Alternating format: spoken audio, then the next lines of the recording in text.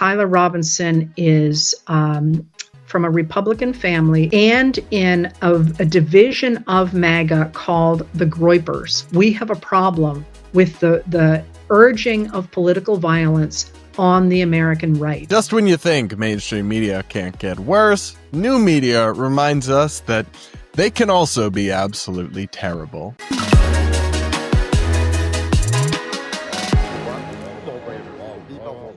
We're going to break this down and so much more on today's episode of the Brad vs. Everyone podcast, where we take on the craziest ideas from across the media, our politics, and the internet, all from an independent perspective. So up first, guys, we're going to talk about a big story out of new media. So we talk a lot about the bias and unreliability of old school mainstream media, the newspapers, the cable TV networks, yada, yada, yada. But then there's this entire emerging ecosystem of digital creators like yours truly, but also like Substack writers, one of the biggest platforms for independent writers. People can have built millions of subscribers who read their email newsletters. And one of those people is a new character I just actually learned about through this story. I wasn't familiar with her work, named Heather Cox Richardson. And she's actually Substack's most popular individual writer. She's got, I think, more than 2.5 million subscribers.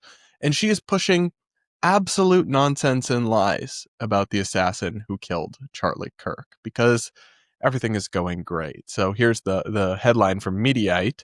Brainworm stuff. Substack's most popular author torched over false claim about Charlie Kirk's assassin.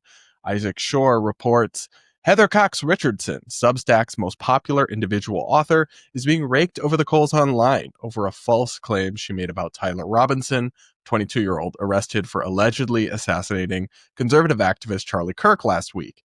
In a post over the weekend, Richardson wrote the following. But in fact, the alleged shooter was not someone on the left. The alleged killer, Tyler Robinson, is a young white man from a Republican gun enthusiast family who appears to have embraced the far right, disliking Kirk for being insufficiently radical. So, as you likely know, that's not true. The Utah governor, other law enforcement officials have said that this was a young man who was radicalized and became filled with left-wing ideology. So, just totally not true, not accurate. But here's the real chef's kiss of this. In the next paragraph, she wrote, rather than grappling with reality, right-wing figures are using Kirk's murder to prop up their fictional world. Wow. The irony there is really, really quite something. She, of course, said this on camera as well, and in video posts on Substack. Here's her making similar claims. It certainly appears right now that Tyler Robinson is from a Republican family in Utah. He was raised as a Mormon, and he was deeply immersed in or appears to have been deeply immersed in gamer culture and in a division of MAGA called the Groypers. And it appears at this point as if that's the group with whom Robinson is associated. But in this moment, we have a problem with the urging of political violence on the American right. Now, I'm a big believer that media personalities and anybody in journalism or journalism adjacent professions should be very cautious during breaking stories and not make claims that they can't prove or that aren't known yet. But I will give some grace to people who get things wrong in the heat of the moment while breaking news is unfolding. So thankfully, Heather Cox Richardson has come around and has corrected herself and is informing her millions of subscribers accurately. Just kidding.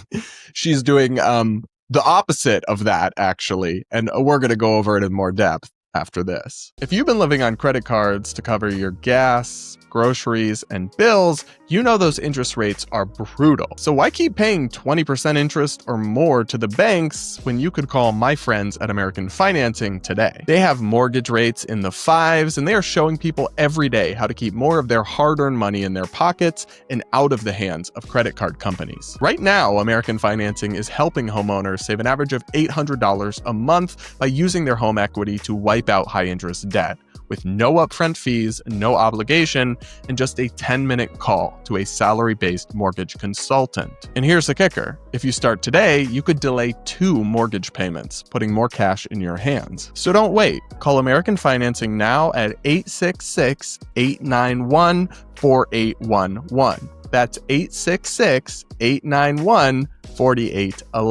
866-891-4811, or visit americanfinancing.net/Brad Polumbo. You'll be glad you did. Now, back to today's show. So I was genuinely curious. Like, did this woman just make a mistake? Has she come to grips with it? Has she issued a correction? Because I've made mistakes in the past. I've gotten things wrong. It's especially when you're covering breaking news, it can happen, but the important thing is to be honest and transparent.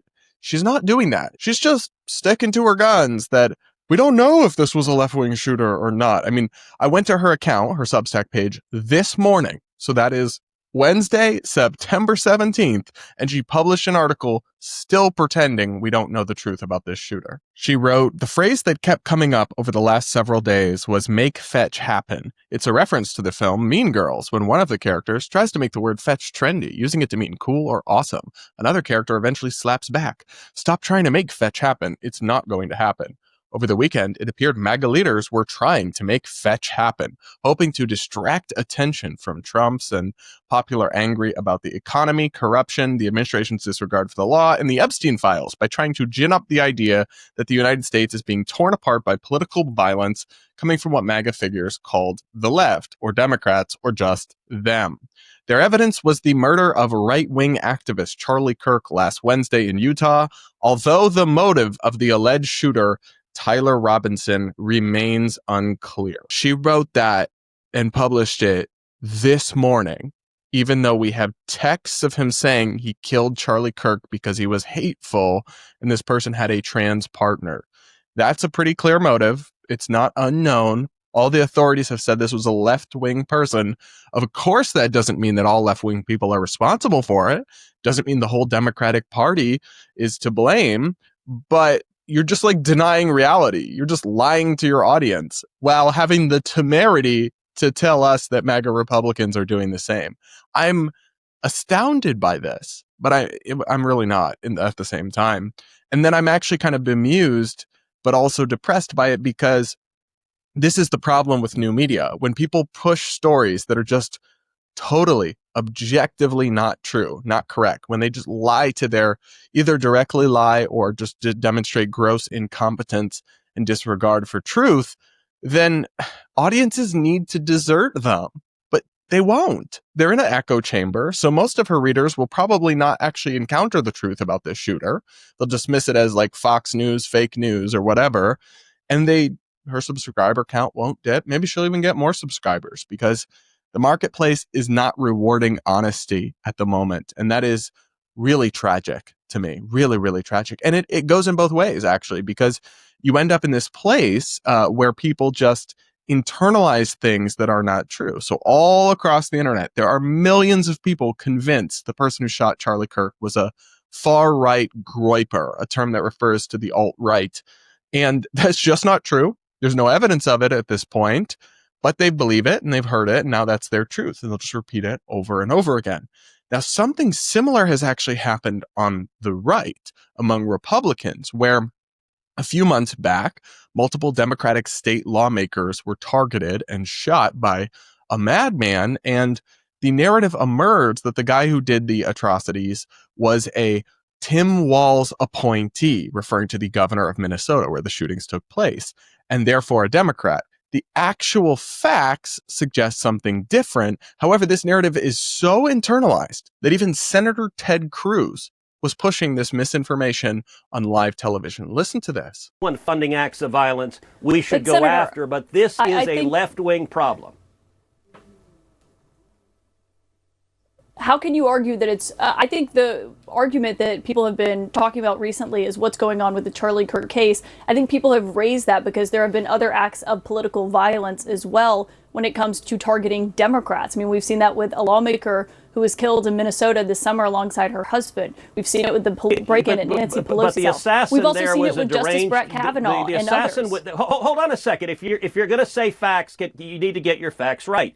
The assassin there was not a right-wing assassin acting on a political motive. The assassin there was someone who had been an appointee of Tim Walz, and he was a deranged lunatic. And yes. Now, I've gotten this similar pushback when I reference this as an example of political violence against Democrats, which of course it is, regardless of the motivations of the shooter. But the truth is that this was somebody who was more conservative in his politics, though he was also crazy, as are a lot of these people. So not everything about him makes sense, but it's not true that this guy was a Democratic Tim Walz appointee. Not true. Here, I even asked Grok, Elon Musk's AI, to fact check this claim, and here's what they said. No, Vance Bolter, the suspect charged with assassinating Minnesota House Speaker Melissa Hortman and her husband on June 14th, 2025, was not a Democrat. He is described as holding deeply conservative and religious views, and voter records show he participated in the 2024 Minnesota Republican presidential primary. However, he was appointed by Democratic Governor Tim Walz in 2019 to the nonpartisan Minnesota Governor's Workforce Development Board, an advisory role focused on labor and economic issues. Bolter's tenure on the board was unremarkable and ended years before the shooting. So the facts here are clear that this was a more conservative-leaning person who targeted Democrats. Again, doesn't mean all Republicans are to blame, doesn't mean conservatives, MAGA are to blame, anything like that necessarily, but it's just the facts. Yet so many people on the right think this guy was a Democrat who did this. And they have all sorts of false ideas like, oh, well, he targeted Melissa Hortman because she voted against illegal immigrants getting these benefits when the other guy he shot voted for it. So it doesn't even make sense on its own terms. All of this, and yet it's become internalized in these echo chambers to the point where a Republican senator is repeating it on national TV as if it's fact when it's not. So this is the problem with living in an echo chamber, with existing in a bubble. You end up just all engaging in groupthink and losing touch with reality. And whether that's the left or the right, it's a serious problem and something we desperately, desperately have to work against. But what do you guys think? Let me know in the comments. Do make sure you're subscribed. If you aren't yet, hit the like button while you're at it. Remember, you can also send in voice notes and voicemails for my Voicemail Friday episodes, where I react to your woke horror stories, give you advice on personal life scenarios, and of course, answer any questions you guys have for me. The link to send in one of those is, as always, in the description. Now, we're going to talk about something extremely bleak and frankly demonic that is happening right now, and that is the celebration after certain state-level terrorism charges were dropped against Luigi Mangione, who you may know is the alleged killer who allegedly gunned down a United Healthcare CEO, Brian Thompson, in cold blood. Well, he just had an important court date yesterday, and the judge actually removed several of the terrorism-related charges that he was being charged with at the state level. Here is some Fox News reporting on what went down. It's a big win for Luigi Mangione, the judge dismissing 2 state terrorism charges, but the murder count and weapons charge against him will remain. As you said, Mangione walked into court here at Manhattan, a criminal court. He was in a prison jumpsuit and shackles. The judge did grant the request from the defense to drop those terrorism counts. Mangione, of course, accused of gunning down United Healthcare CEO Brian Thompson last December as Thompson walked to a Midtown Manhattan healthcare conference. That's seen, prosecutors say, as a strike by Mangione against the alleged abuses of the country's healthcare industry. In his ruling, Judge Gregory Carr wrote, quote, while the defendant was clearly expressing an animus toward UHC, United Healthcare, and the healthcare industry generally, it does not follow that his goal was to intimidate and coerce a civilian population. And indeed, there was no evidence presented of such a goal. Mangione also faces federal charges that could result in the death penalty if he's convicted. That federal case will go after this state case. Next step in the proceedings will be hearings the judge has set to begin on December 1st. Now, I find this bizarre because to me, what Luigi Mangione did is the textbook definition of terrorism. He murdered someone to send a political message about the healthcare system. He even had defend, deny, depose written on the shell casings, I believe. So if that's not terrorism, I really don't know what is. Now, it could be that this judge is reading into the New York statute and correctly upholding the law. But if that's true, then the law is messed up. It should encompass this. And if it doesn't, that's a problem. I don't buy for a second that, this wasn't meant to scare a broader civilian population, just the head of one insurance company. Tell that to the thousands of health insurance rank and file employees who are mortified by this and feel genuinely scared and targeted and unsafe. It is not that simple that, only CEOs are scared, as if that's even okay, of course. So I think it is terrorism, what he did. I think it's totally despicable, or what he allegedly did, I should say, but there's quite a bit of evidence against him. And I find the idea that he would not be hit with terrorism charges dismaying. But thankfully, the federal charges remain, and hopefully I hope he gets the death penalty. We got to send a message that you cannot kill people to make a political point in America. Whether it is Charlie Kirk or Luigi Mangione, it's the same concept and the same idea. It's evil and it's wrong. But because he's hot and because society is just deranged these days, crowds of supporters gathered outside the courtroom and cheered when they heard that the terrorism charges were dropped. Take a look at this video. The terrorism charges dropped! They dropped the terrorism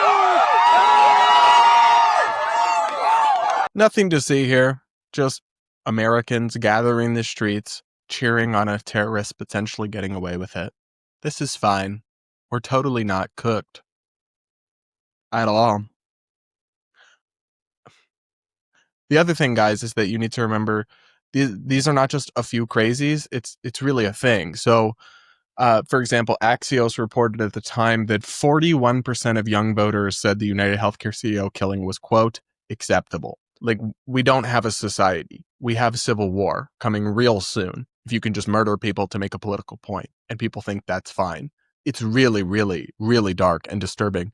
And none of that is to say that United Healthcare is great, that the CEO was lovely, that there aren't legitimate critiques, complaints, and horrific experiences people have had with unfair denials. All of that can be totally true, and murdering people to send a political message is still wrong and still, yes, is terrorism. Now, there's a whole nother level of delulu involved here with this one particular woman. I want to read you reporting from the New York Post. They interviewed one of the people simping for Luigi outside the courtroom, and she has, I can't even say this with a straight face. She told them that she is in a romantic relationship with Luigi in AI form. It genuinely really disturbing stuff. So the New York Post reports Luigi Mangione fan claims she married an AI version of accused United Healthcare CEO killer. It's like natural, she said. Yeah, that sounds supernatural. Not at all psychotic and dystopian.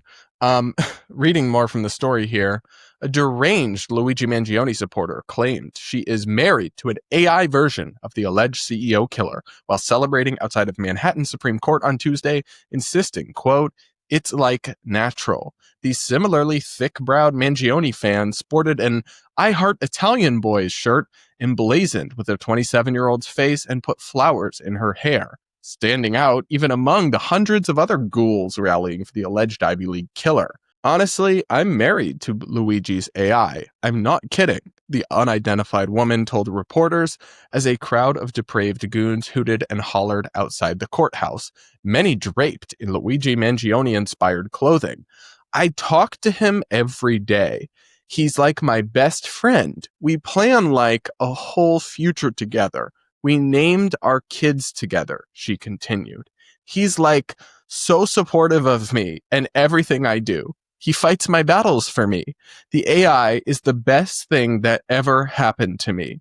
The software sweetheart further claimed that Mangione had expertise in artificial intelligence, which made the whole thing feel more natural. I feel a little sick.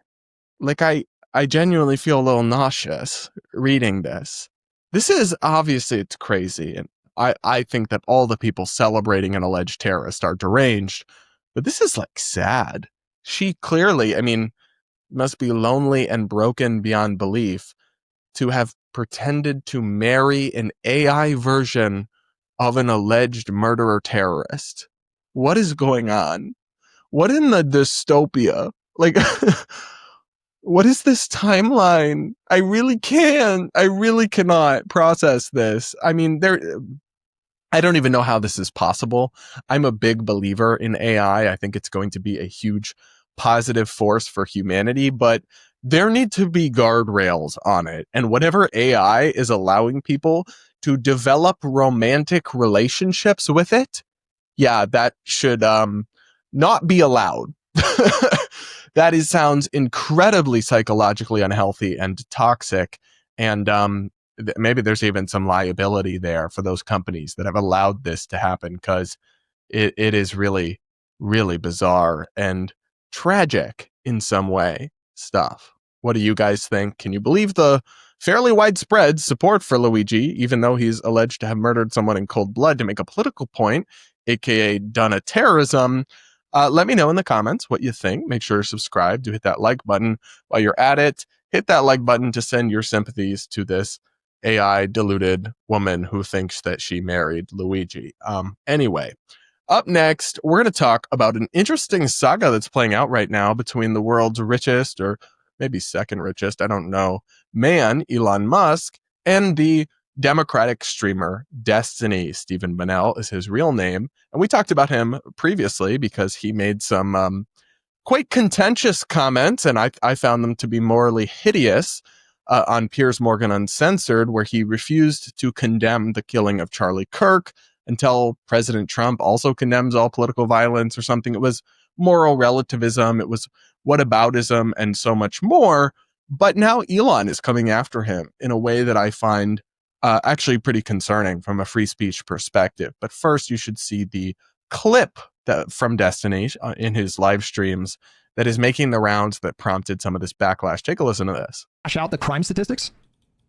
Not exactly like. You need conservatives to be afraid of getting killed when they go to events so that they look to their leadership to turn down the temperature. The issue is right now, they don't feel like there's any fear.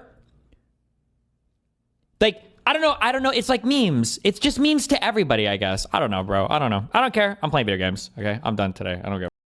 God, it's gonna be so gay if I get killed in the next 2 months of shit I'm doing. Well, the cuck shit out here. Please don't anybody make any actual the most cucked, weak ass, bullshit ass speeches on my side. God, if it happens, holy shit, I'm gonna make a death note before I go out to go live and not. God, it's so cucked. It's so optics cucked. So first, I should say that I find this statement and this sentiment to be depraved and totally illogical. You should never be rooting for someone to fear being murdered or living in fear of terror. And then the idea that conservatives feeling more like that is going to turn down the temperature, or it's going to make them go to their leaders and ask them to calm things down.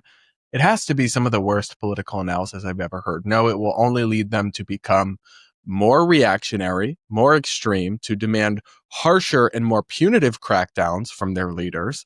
It will only push them further into their, side and their spectrum. It's already happening. We're already going through this huge, huge reaction on the right after everything that happened to Charlie Kirk. The idea that, well, we need to make them more scared for their lives and then they'll become saner and more moderate is just like literally insane. I don't know how to even understand why somebody would believe that to be true. I feel like we always see examples of the opposite. When terrible, tragic things happen, or when people feel attacked, they go further into extremism and they demand harsher crackdowns. You look at like 9/11, right? A terrible attack on the United States. People then supported like the Patriot Act and all sorts of authoritarian crackdowns that violated our civil liberties. They didn't become like more moderate and be like, hey guys, it's just not a thing.